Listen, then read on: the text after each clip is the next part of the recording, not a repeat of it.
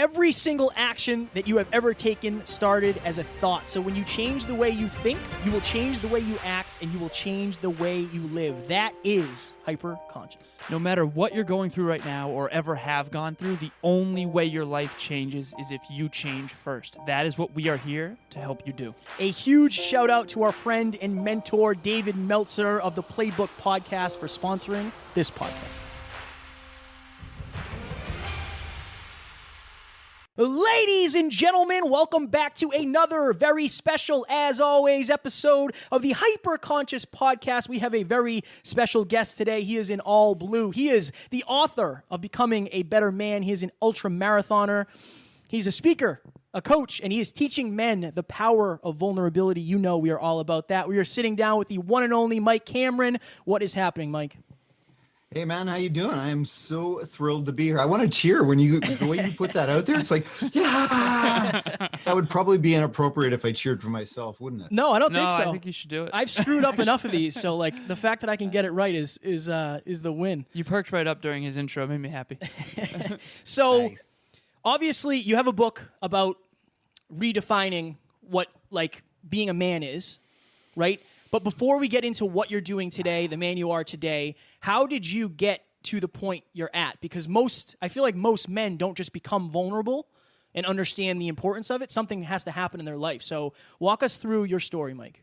Yeah, I mean, again, I could spend the next 60 minutes and just outline the entire story because that's kind of what I do for a living as a professional speaker. But you know, for me, it goes way back you know, when I was 18 years old, I started my career literally bagging shit for a living. I worked for a garden supply company bagging steer manure.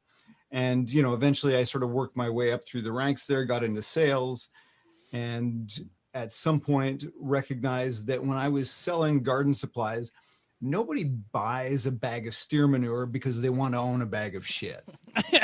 They ultimately buy the steer manure because they want the feeling that they're ultimately going to get when they plant that garden, when they grow that beautiful rose bush. So they don't buy the product, they buy the feeling. And as my career progressed and I got further and further into sales, I started really exploring that. I'm a guy that likes to understand the why behind the what when it comes to this kind of thing. So, you know, I started doing a little bit of research and, you know, what is it? So we buy on emotion, we justify it with logic, but what is it about that? And I came across a guy by the name of Dr. Antonio Damasio. And I don't know if you've run across any of his work, but he wrote a book called Descartes' Error. And if you remember, René Descartes was a French philosopher who posited the I think, therefore I am. So Damasio talks about I feel, therefore I am. And his research, he studied patients that had brain damage and had actually lost their ability to feel. They'd lost the ability to emote. And what he found was that while cognitively these individuals knew what they should be doing, they couldn't make decisions. Like even the simplest of decisions, like what do I get out of the fridge? You know, they'd stand in front of the fridge, not being able to make a decision, or standing in their closet. What should I wear today? So not only do we buy based on emotion, but we actually make decisions based on emotion. And so for the last 25 years, I've really worked on that in the sales and leadership context. And, you know, how do we build that emotional connection as salespeople? How do we build that emotional connection with our customer? And as leaders, how do we create that emotional connection with the people we lead when we want to inspire a shared vision? How do we do that? So for me, that was kind of where it all started. And it's been a progression. And I got to tell you, in my 20s, I certainly did not have a grasp on this vulnerability piece, this being connected with myself.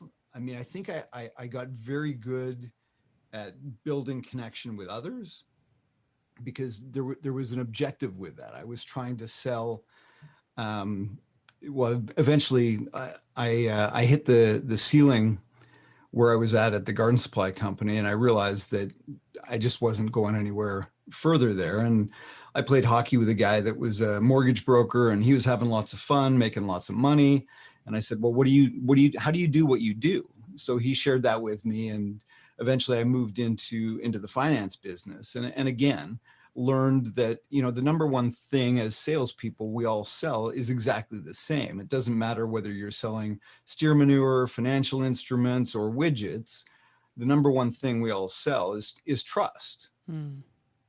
And by making that emotional connection with our customers, that's how we start to build trust.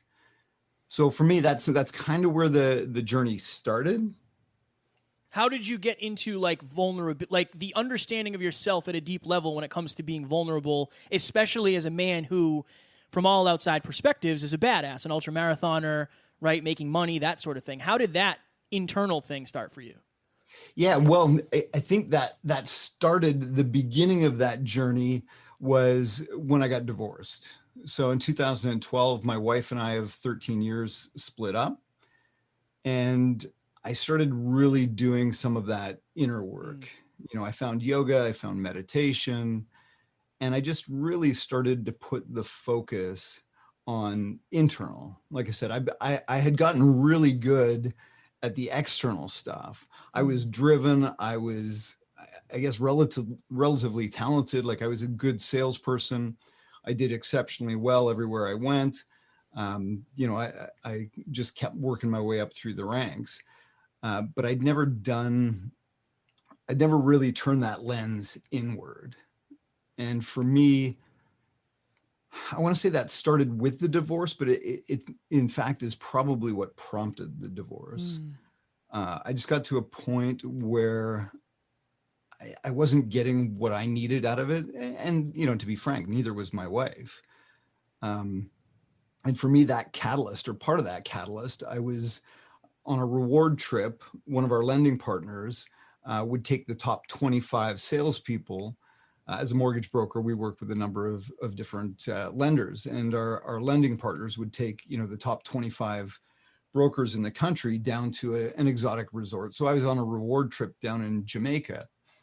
And I remember very distinctly sitting back on that lounge chair. I've got my cocktail in my hand. I'm reading a book and just chilling out and watching the sights and the sounds and listening to the waves come up on the beach. And I walked as this couple, probably in their mid to late 60s, walked down the beach hand in hand. And I just thought,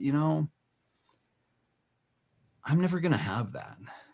The way that I'm going right now, that's not in the cards. The way my wife and I were at the time, like I couldn't foresee 20 or 25 years down the road being that couple.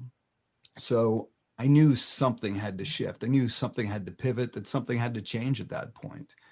And so when I came back, I pushed it, and we went for counseling. We did all the things, and ultimately it just, again, the reality is probably by that point I was probably too far gone, and we had drifted too far apart to be able to bring it back. So we pulled the trigger and went our separate ways. So that sort of introspection piece, like I said, I think this is the first time I've kind of come back around to that's probably what caused my divorce. It wasn't the other way around. It wasn't the divorce that caused the introspection. It was really looking at, who am I? Who do I want to be? Who do I want to be in 25 years from now? And what do I want that life to look like? And I think part of that for me also came from sales, because I've always talked about, or always learned, that when it comes to sales, there's a couple of different ways we can sell. We can sell by design, or we can sell by default. And most salespeople sell by default. Maybe you're naturally gifted with the gab and you just talk your way through it. But for me, it was much more about selling by design. So, there's certain things that work, certain stories that resonate and land. There are certain features and benefits of whatever the product are. So again, if you've got that lined up and designed, your success ratio is going to be much better than if you're winging it. So when it comes to living your life, why would you live your life by default rather than by design? And for me, that started by looking at And again, it was that couple walking down the beach, and I put myself at that point in time in my life, and I looked back and I thought, dude, that ain't you. And I want that to be you. So really, that was the catalyst for change. And, I spent probably the next 3 years just really, my wife and I split. I bought a house on my own. We had a 10 and a 12-year-old boy and girl at that time, and really tried to focus on setting up a home base for them. So I got myself settled. I got a house. And I spent the next 3 years really just working on me. I didn't date seriously. I mean, I went out on dates every once in a while and had companionship, but I didn't have a girlfriend. I didn't date a whole lot. I just really spent a lot of time getting to know Mike and getting comfortable with who I was and really who I wanted to be. And it was interesting because at one point, so by this point, I had built a company, a fairly sizable organization, and we had a Christmas party at a city that is about 3 hours south of where I live. And so I'd made the trip down to the Christmas party, and I got chatting with one of the ladies who works for us. And she's one that I didn't know really well, but she kind of took pride in, I think, making me feel a little bit awkward. She was quite flirty and fun and really just life of the party. And I think she sort of secretly took a little bit of joy in just making me feel a little bit awkward. And I'd always thought of her as sort of, again, life of the party, lots of fun, but never spent any time getting to know her substance. Well, the night of the Christmas party, we ended up chatting for hours. And the next day, driving home, I would always make my follow-up phone calls and just check in with everybody. And when I got to her, the conversation picked up where it left off. And I ended up spending like 2.5 hours on the phone with her. And we just really, really clicked. And it was very surprising for me. Long story short, she's substantially younger, didn't have a family, didn't have kids, wanted to get married, wanted to have kids. Again, it wasn't anything that was going to be pursued, but it sparked something in me. And I just thought, life is really good. How cool would it be to have somebody to share that with? And so then, again, long story short, I put myself out into I dove into that dating pool, so to speak, which is a little bit interesting. I was, 45 years old. So having not really dated for 20 years or so, it was definitely an experience. And it was an incredible experience. I met some amazing people, and ultimately I met Colleen. And yeah, Colleen was spectacular. Just checked all the boxes, had been doing the inner work herself. She was a yogi. She was an artist, a painter, a potter, a photographer, a videographer, and what I would call a seeker. So she really was into personal development, spent a lot of time and energy on reflection. And, we just really, really, really clicked. And I fell in love.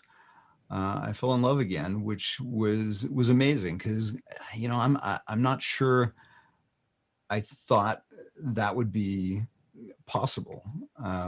In fact, that was actually, now that I think of it, that was one of the very first conversations we had at our lunch date. I asked her what her philosophy was on love, because at that point I had been thinking a lot of it, and I had actually just recently, I'm pretty sure it was before we met, I'd written an article called "I Love You is Bullshit," and I talked about this fact that for 13 years inside my marriage, I said I love you pretty much every single day. But at what point did that stop being true? Because at some point it probably did. And I posited, like, well, what would happen if you took those words away? what if you didn't have the words? Because I think a lot of us tend to default to the words. We lean on the words as a crutch. But what if we didn't have I love you in our arsenal of words? What if I actually had to show? So Colleen and I had this conversation about what does love mean? And, you know, I sort of rambled on like I am now. And she just simply said, she goes, you know, for me, she goes, I try to love with an open heart, open eyes, and zero expectations. I just thought, fuck, that's it. That's exactly it. That's exactly it. With an open heart, open eyes, and zero expectations.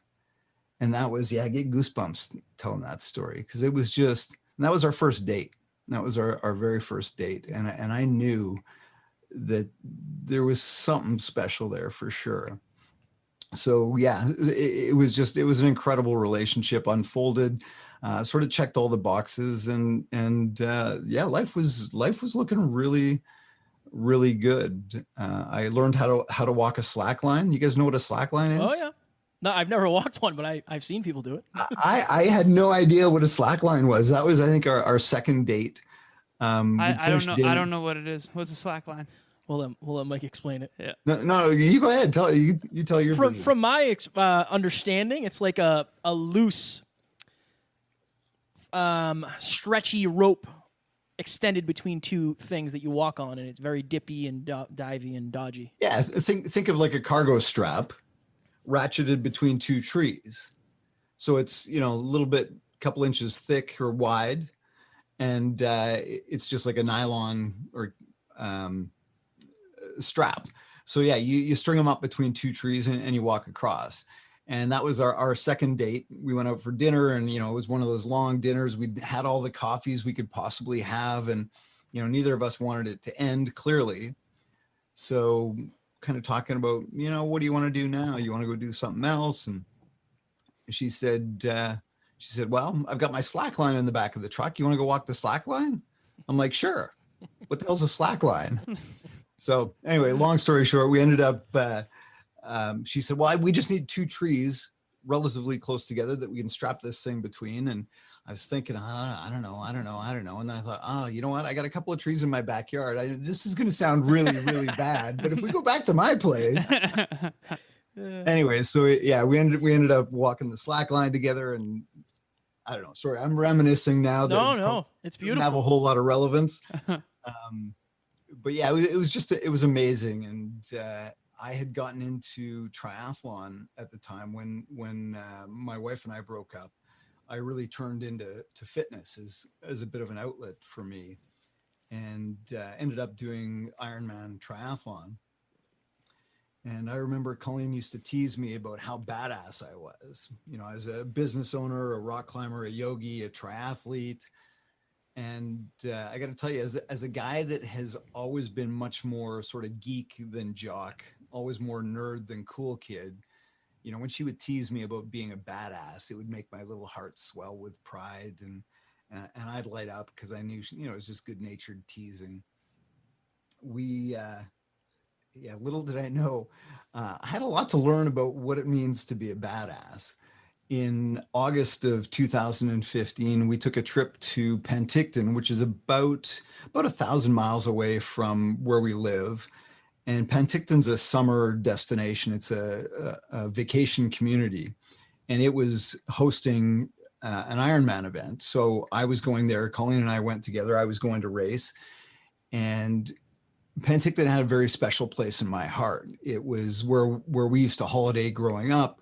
So as a kid, we'd spend 2 weeks there every summer, and my Aunt Sharon lived there. And my aunt, to paint a bit of a picture, 65-year-old woman, not overly fit, not overly active, maybe even, you know, a little overweight. So I was excited. We were going to visit with Sharon. She was going to be there to cheer me on for the race. And we finished up the race and ended up back at Sharon's place for dinner. And she starts telling us this story, how she had decided earlier that year that she wanted to get a little bit more fit, a little bit more active, and that I had inspired her. In fact, when she heard I was coming out to run that Ironman race, she signed up for the 5K fun run leading up to the event. And she starts telling us this story. She goes, you know, I knew full well I was going to be dead last, but I thought, I got to do this. So come race day, Saturday morning, I lined up way at the back of the pack because the last thing I want, she's kind of cantankerous, and last thing I want is these kids passing me. So I made sure I was the very back of the pack and the last one. The gun goes off and we take off and I run. She says, I got within about a kilometer of the finish line. And she said, all of a sudden, this kid on a bike starts riding beside me. And of course, when she says kid, it's probably a guy in his late 20s or early 30s, one of the race coordinators. And she says, I looked over at him. I said, you're here because I'm last, aren't you? And he says, yep, I'm afraid so. But you're doing great. You're doing great, he says. And he's cheering her in. And so he rides with her that last little way into the finish line. And they get within, 100 meters, 100 yards of the finish line. And he says, okay, I'm going to ride ahead and let them know you're still out on course. And she's like, oh, no, don't do it. He says, yeah. So he rides ahead and she looks up and she can see that she's so far last that they've already started packing up the PA system. They've already started tearing down the finish line. So he gets up there and lets them know she's still out on course. To their credit, they set everything back up again. And not only did they set everything back up again, but they send Jeff Simons out, and Jeff Simons, a professional triathlete. He was a local Penticton boy. I think he won like the 2018 Melbourne Ironman. So he's a badass when it comes to those kind of races. So they sent him out and he runs across the finish line with her. And so she finishes telling us this story, and Colleen just looks at me and she goes, you know what, Mike? She goes, no, that's fucking badass. And I thought, yeah, absolutely that is. Like, how many of us would have the courage to compete in a race that we knew full well we were going to finish publicly dead last? For me, Ironman, yeah, it's a challenge. It's a lot of work, but I finished middle of the pack. Like, there's no guts. There's no glory to that. I'm never going to win one. I wasn't finishing dead last at the time. So really, to have the courage to do that was pretty incredible. So we talked about, what does it really mean to be a badass? It was about an 11-hour drive home. And we were talking about, especially from a male context, what does it really mean to be a badass? And we happened to be listening to Brene Brown on the Tim Ferriss podcast.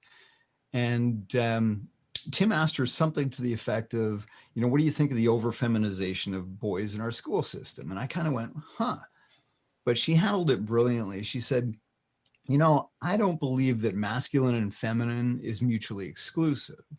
She said, in fact, and this is what brought it all home for me. She said, in fact, I think that right combination of tough and tender is the perfect equation for badassery. And I just thought, boom, there it was.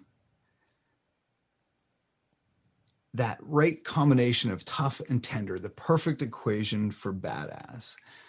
And little did I know how impactful that phrase, that quote would become in my life. So flash forward a month and a bit, October 2nd, October 1st, 2015, we're talking on a podcast. I had hosted a podcast for a while, and I had a fellow by the name of Bob Berg on. And Bob Berg wrote a book called The Go-Giver. I don't know if you guys have ever run across that. I have. So that night, October 1st, Colleen and I were cuddled up on the couch and reading, and she was reading The Go-Giver because I just published that interview. And he talks about the 5 laws of stratospheric success. And the first one is the law of value. So Colleen puts down the book and she looks over at me kind of coyly and says, hey, I've got a tip for you on adding value. And I said, oh, what's that? She said, well, when you think I look pretty, you should tell me. I said, oh, well, of course I think you look pretty. You're gorgeous.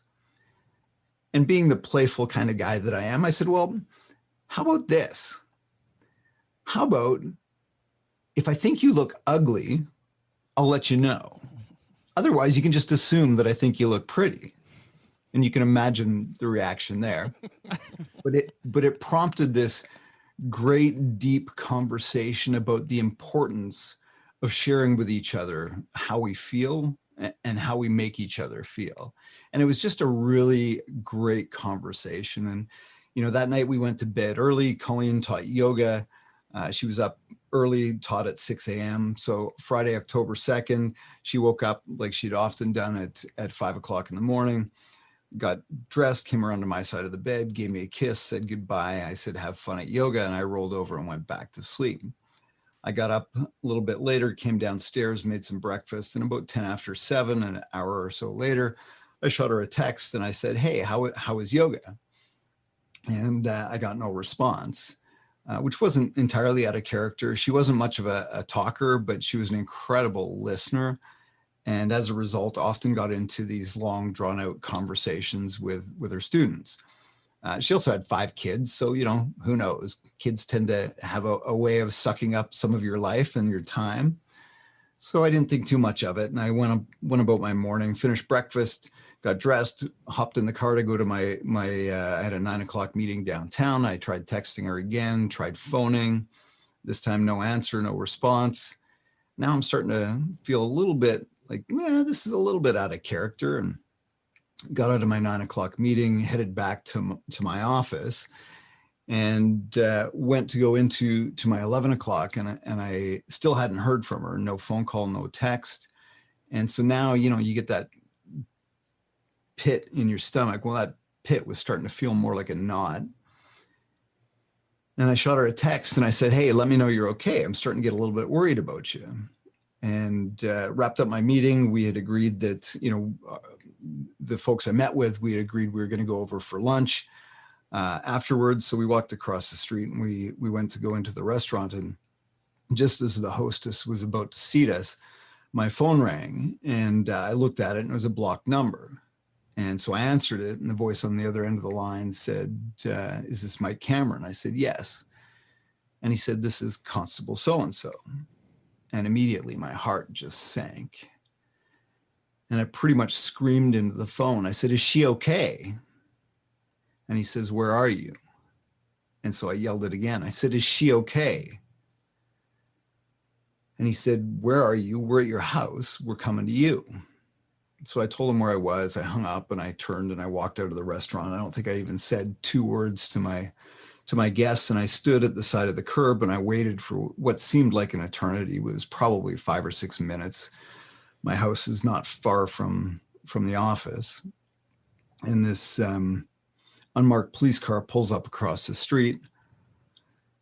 And I looked at it and I start walking across the street, and this plainclothes cop gets out of the front seat, and he's got his badge around his neck, gun on his hip, and he meets me in the middle of the road. And after identifying who I was, he said 3 words that would change my life forever. He simply looked me in the eye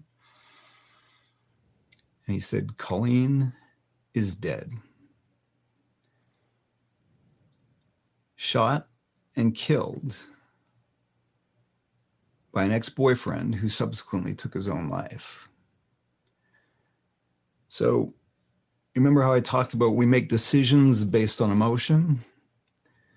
This was a dude that made a decision with very permanent consequences based on a very temporary emotion, something that couldn't be undone.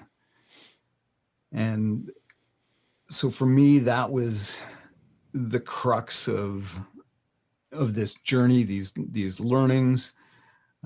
Certainly wasn't the end. In fact, it was maybe more the beginning. The day after she was killed, I had, again, serendipity is a funny thing. I tend to get introduced to people like you by other people that say, hey, you guys should connect because I think you share a lot of the same values. I think your ethos is the same. And I'd gotten that from a fellow in Montreal, which is the other side of the country from me, who's a yoga instructor. And anyway, he ended up sending me the day after she was killed a quick text message. And the message simply said, I've probably read this 100 times. It's changed my life. I hope it helps, or I hope you find value in it. And he sent me a link to what's called a letter to Rachel. And Letter to Rachel was written by a fellow by the name of Ram Dass. I don't know if you're familiar with Ram Dass and his teachings. Ram Dass was an American spiritual leader from the 1970s. He wrote the book, Be Here Now. And the letter, Rachel was a young girl who had been brutally murdered. The letter was addressed to her parents. The letter's maybe 5 paragraphs, and I would highly recommend that you take the time to just Google Ram Dass letter to Rachel and read it in its entirety. But there were 3 key things in that letter, and I've probably read that letter 250 times since that day. There were 3 key pieces. The first thing he said was, "Is anyone strong enough to remain conscious through such teachings as you are receiving? Probably very few." And when I read that, I realized that I had to stay conscious through these teachings that I was receiving. I had been given an opportunity to experience a depth of emotion, a depth of feeling that most people will never get the opportunity to experience. Not an experience, not an opportunity I would wish upon my worst enemy, but an opportunity nonetheless. And who the fuck was I to squander that, right? So I made a commitment that I would remain conscious through the teachings that I was receiving. The second thing he talked about is our rational minds will never understand what has happened, but our hearts, if we keep them open, will find their own intuitive way. And as you can imagine, I mean, I said, why her? Why now? Why? And there's no answer to that. There's absolutely no answer to that why question. Our rational minds will never understand. But our hearts, if we keep them open, will find their own intuitive way. And the third piece, and probably most importantly, now is the time to let your grief find expression. No false strength. Now is the time to let your grief find expression. No false strength. And when Colleen was killed, I had so many friends surround me, pat me on the back, give me hugs. And without fail, they'd tell me to be strong. And while I love them for their intention, it saddens me that our Western culture's version of being strong is to bury, avoid, suppress those feelings of sadness. Be strong, suck it up. True strength isn't about avoiding, suppressing. True strength is about having the courage to actually sit with those feelings, to let them come up, to observe them and learn from them what we can. And like I said, I made a commitment to remain conscious through that. And, you know, while there was certainly times where I would just curl up into a little ball and cry like a little baby, there were others where I would sit and I would just allow that overwhelm to come up, and I'd experience it and get curious with it. And eventually it became, you know, I would, for quite some time afterwards, I would listen to songs. We went to an Ed Sheeran concert together. So Ed Sheeran's Photograph became sort of a song for me. Listen to that over and over again and sort of bathe in that sadness. And, you know, people would ask, why do you do that to yourself, Mike? Why would you do that? But to me, it was like having coffee with an old friend. You know, it was just about getting curious with that experience and allowing that depth of feeling to come up. And the gift, I choke up saying this, the gift that she has given me to feel that deeply is fucking incredible. It's absolutely incredible. Such a powerful story.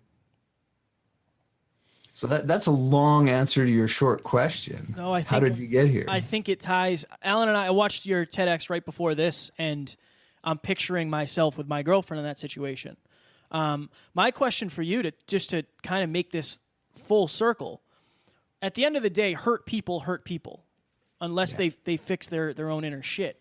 If you didn't do all that inner work prior to this happening to you, what do you think would have happened to Mike after this tragedy? Would you have turned it into this journey, or what would have happened then? Ladies and gentlemen, thank you so very much for listening to another episode of Us. You guys listen to us enough. We want to talk to you. We want to know what you are going through in your life and how we can help you better. So if you reach out to myself at NeverQuitKid on Instagram, or Alan at alazarus88, send us a message, video, audio, text, whatever it is. We just want to get to know you guys better. We want to hear from you. Also, if you go to the hyperconsciouspodcast.com, click on join #hyperconsciousnation. When Kevin and I look back at the last 3.5 years since starting the show, it's the people we met that made the biggest difference. At one point, Tiff and Amy were just people who were listening to this show who then got a part of this community. Do not underestimate the power of a like-minded growth community and what it can do for your life. Do you think we should stop blabbering now? Yes. Okay, we will get back into it, and we hope you will enjoy. Talk to you soon. Bye. Yeah, that's a great question. I don't know that anybody's ever asked me that. You're absolutely right, and I do believe, and I can say this now, but there was a long time where I couldn't say this without falling apart, and I don't really understand why. But I feel like everything that I had done up until that point had prepared me for that. As you said, it had prepared me to be in a position where I could receive, again, like all these little things that lined up. This whole researching how emotion impacts behavior, so I could be a better salesperson, so I could be a better leader, so I could make more money, be a better businessman, be a badass businessman. All these things that in the grand scheme of things don't really fucking matter. But that's what got me to the point where I had these skills, I had that knowledge, I had that wisdom. So all of those things leading up to that put me in that position. And again, don't underestimate those little steps in the journey. Again, my friend Eric, who sent me that letter, again, just a powerful connection. And it was one of those, somebody who's on one of the associations that I volunteered with, saw him speak at a conference, phoned me and said, Mike, you need to meet this dude. And so I said, give me his phone number. So they sent me his phone number. I phoned him, introduced myself. He had no idea who I was. We talked for about half an hour, and he cried twice in that conversation just because of the depth of conversation we had and the experience we had together. And again, I had never met this man before in my life. So I ended up having him on my podcast. We had a conversation. Ultimately, I hired him to come speak at our conference. And then beyond that, so I'd met him once up until this point. He delivered that letter to me. And no word of a lie, that letter changed my life. That absolutely changed my life. So yeah, I don't know what Mike would look like today without all of that. But that comes back to, I'm a big fan of talking about commitment to the process rather than, you got to be more committed to the process than you are interested in the outcome. And for me, I think I was lucky that I kind of stumbled into that. For me, the outcome I wanted to run a multi-million, I wanted to be a badass businessman. I wanted to be filthy rich. I wanted to be all these things that, many men want to be. But I committed to the process. Little did I know that the outcome would be different than what I'd envisioned it, but I committed to the process along the way. So all those little steps, yeah, absolutely took me to be the guy that I am today. Do you mind if I ask, just for context, how old you were when the first catalyst happened of inner work after your divorce, just so I can understand the framework? Yeah, so that was when my wife and I split. I was 43. Okay.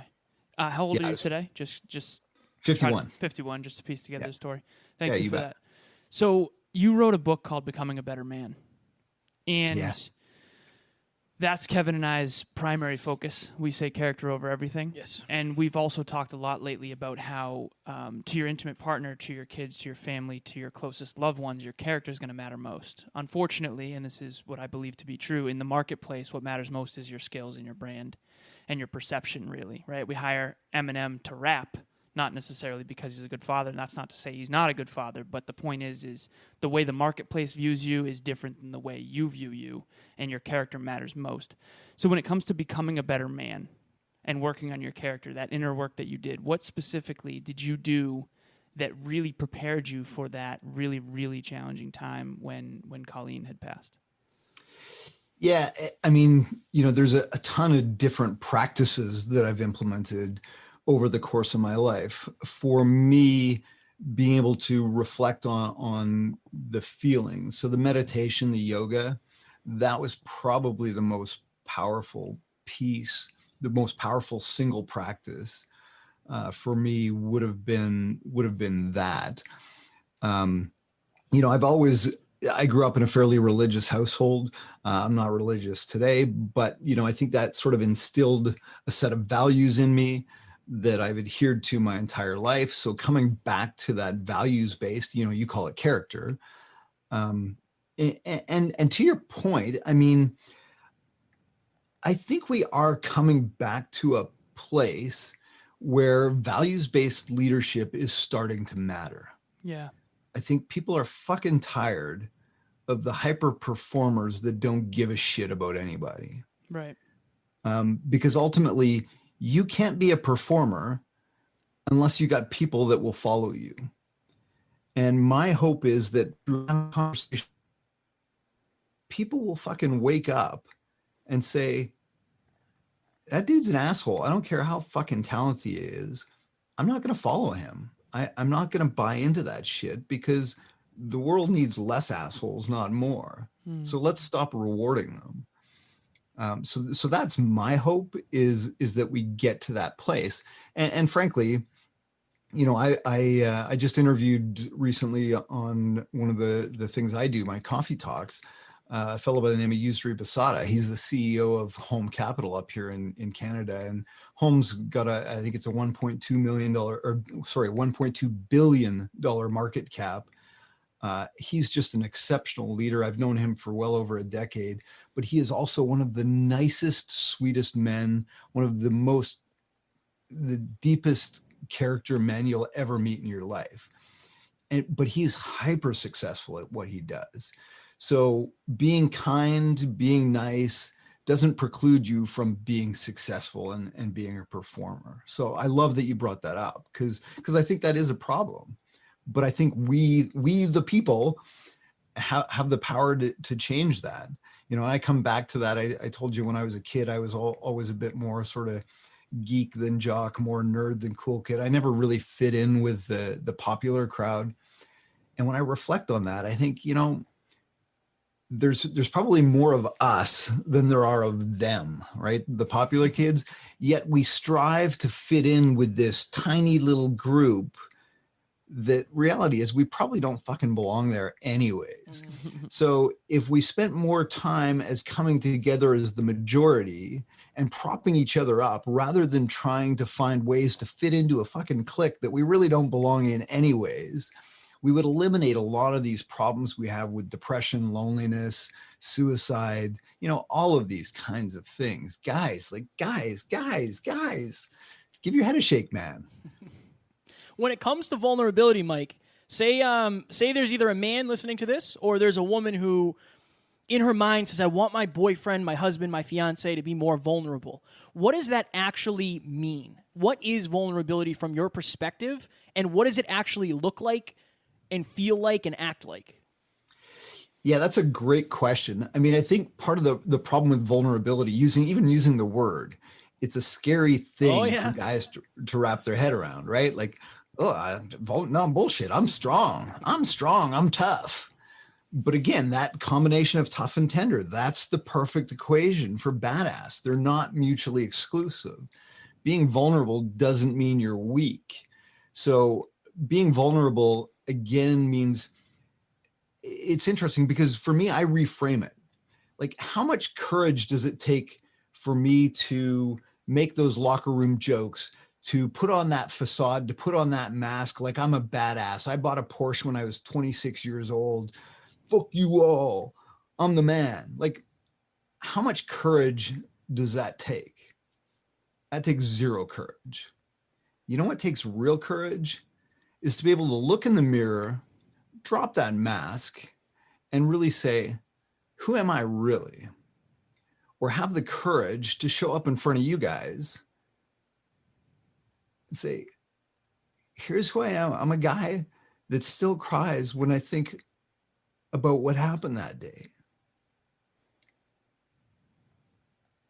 And I'm okay with that. To me, that's what vulnerability looks like and feels like. It's not easy to do. So if you need to reframe strength because you want to be seen as a strong man, which I think we all do. I mean, that's one of the things that's high on my list of who I want to be as a man. I want to be a strong man. But to me, that, real strength is about doing the hard thing. And the hard thing is to be able to actually show up. And especially when it comes to your partner, being able to say, again, in the world we're living in right now, I mean, so many men are just having this crisis because, if we felt we're the providers, we're the ones that bring home the bacon, we go out and we do the thing, we do the work, and we bring back a paycheck for those that are in sort of that traditional mindset. All of a sudden COVID comes along and all that's yanked away from you. And when we try and still hold on to that, I got this covered, babe. It's like, you know what? You probably don't. And that's okay.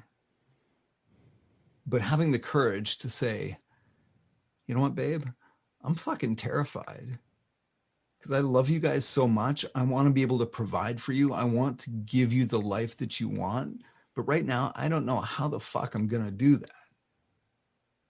And having the courage to show up like that with your partner, like, I had this conversation last night with a client and he talked about, yeah, but I don't want to put that burden on her. And I said, okay, well, let's switch places then. If you're in her shoes, do you receive that as a burden or do you receive that as a gift? Like, oh my God, he feels so safe with me. He trusts me so much that he's willing to share his deepest, darkest fears. Is that a burden for your partner? Or does that in fact make that connection so rock solid? And if you want to get it back to sort of stereotypical masculine shit, the sex you guys are going to have after that, it's going to be good. I knew I was waiting for it. There it is. I'll never forget, and I talk about this often. We were at an event 2 years ago, Influencer Academy, Brendan Burchard. We were actually there with Kim Spencer, who introduced us. And there was this woman who showed up on stage. Her name is Natalie Hodson. And she talked about the research behind, and I believe this was research done in Just America survey. They surveyed women and men and the number one things they're insecure about. Number one thing that women in America are insecure about, understandably, is body image, according to her research, or this study. For men, go figure, the number one insecurity is success and money.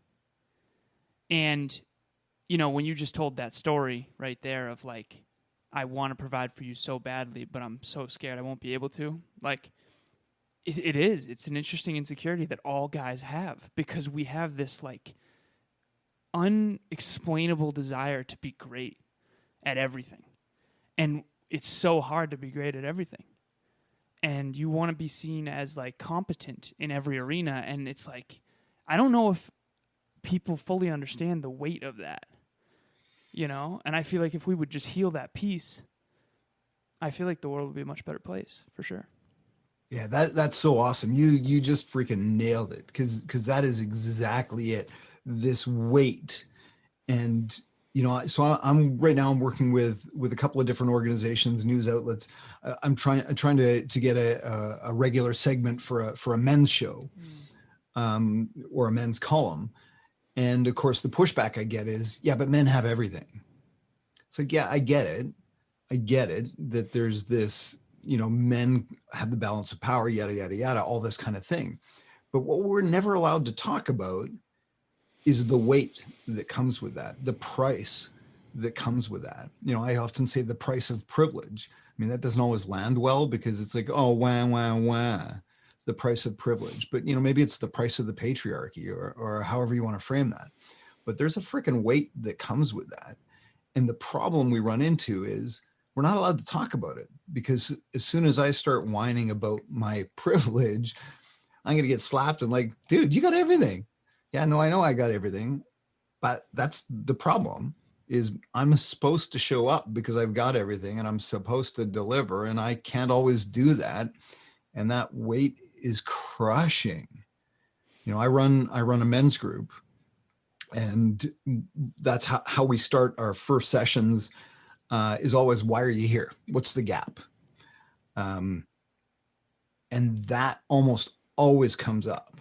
I just feel this weight, and it's wild because, to hear you say that, even I, who work sort of in this arena, to hear you say that is refreshing, even though I know it. But not many guys will have the courage to articulate it the way you just did. So hats off to you for doing that. But that's what we find in these group environments. When I get a bunch of guys together and we create this safe space where we can just drop that mask of the stereotypical masculine bullshit, that's exactly what comes up. And then once one guy goes, it's like, really? You feel that too? Because like, holy crap, man. Like this, I thought I was the only one. I feel like I'm freaking buried here. And it's hard. We talk about a lot of, and I'm so blessed to have Alan in my corner and as a best friend, everything. Because our culture is like, I want to know how you feel. We've cried together so many times, Mike. It's unreasonable, but in the best way. And we've become so close because of that. Same with my girlfriend, same with Alan and his girlfriend. So we're running out of time here. We could do this all day, man. Like, we could literally do this all day. But so I want to give you a chance to plug anything and everything, your book, your TEDx talk, your coaching, all that. Plug away, and then maybe we'll hammer you with a couple more questions quick, because we don't want to leave. Oh, you know what? MikeCameron.ca, home for everything, becoming a better man on Amazon. I would much rather have conversation than self-promote. So let's use the time for some conversation. How do we convince people? Because again, I think it's the results partially, right? Because you need to emotionally make the decision that logically the relationship will be better. But it's getting through that suck of, you get that pit in your stomach of like, all right, I'm going to say this. I didn't say it. All right, I'm going to say this. I didn't say it. How do you get over that hump of just crossing that initial vulnerability barrier? Courage. I mean, look at your values. As a man, is courage high on your list of values? Yeah. If it is, then look to that. And does it take courage to do that? And then try that thing. And yeah, you will absolutely see the results. For me, the depth of experience, the richness of experience in my life is unbelievable. Unbelievable. Like, I'm not joking when I talked about that being a gift before. Being able to go to a concert and just be able to let that fully envelop you and feel the depth of that, it's just unbelievable. And again, it comes back to that, guys want results. They want to produce. They want to perform. I have had so much success from a performance standpoint. I went from bagging shit to literally I built and sold an 8-figure business. Like, you can do both. You can have both. It's funny. I often tell, the story about when I bought a Porsche when I was 26 years old, and I talk about how the salesman knew full well that we buy on emotion, and I go through that whole story. And of course, the point being that it was ridiculous for me to do that, and that really isn't what's of value. But so often I get off stage and I get the 25-year-olds coming up to me and, how'd you buy that Porsche? Like, dude, that wasn't the point of the story. What kind of Porsche was it? This has been super, super powerful. One thing that I do think I had a breakthrough on in this episode that I just want to share with both of you if you think about what Hollywood has done to the perfect image of body for females, think about what men have for the perfect image of success. And I think that I had a major breakthrough on this conversation particularly because, like, I think I have more empathy and compassion than I ever have for women's insecurity around their bodies. Because it's like we have literally this pedestal of unattainable perfect physiques for females. That isn't even real. That isn't even real. It isn't even real. Right. Even the model doesn't look like that. I've been a model, right? And it's like, for men, imagine that, but success.